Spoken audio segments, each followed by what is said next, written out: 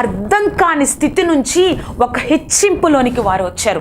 Even మనం ఒక Sundays పిల్లల్ని కూడా అడిగితే వాళ్ళు చెప్తారు, ఎవరు యేసయ్య యొక్క తల్లిదండ్రులు ఎవరు అంటే మరియా యోసేపు అని వారు చెప్తారు కదా. అలాగే మొట్టమొదట చూడడానికి ఆ యొక్క లోక రక్షకుడిని ఈ లోకంలో వచ్చినప్పుడు మొట్టమొదటిగా కళ్ళార చూసిన మానవులు ఎవరు అంటే, మొట్టమొదటి వ్యక్తులు ఎవరు అంటే, తల్లిదండ్రులు ఎవరు అంటే మరియా యోసేపు.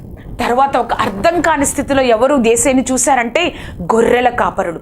వారు ఆ యొక్క బెత్లెహేంలోనే ఉన్నారు. వాళ్ళు అనుకుని ఉండవచ్చు, మా యొక్క ప్రాంతానికి విలువ లేదు, మేము ఆ ప్రాంతంలో ఒక గొర్రెల కాపరుగా విలువలేని స్థానంలో మేము ఉన్నాము, ఇంకా మా జీవితాలు ఇలాగే ఉంటాయి, ఇంకా జీవితాంతం ఒక విలువ లేకుండా ఇలా బ్రతికేస్తాం అనుకుంటాం. కానీ ఆ యొక్క గొర్రెల కాపరులు మరియా యోసేపు తరువాత ఈ యొక్క గొర్రెల కాపరులు మొట్టమొదటి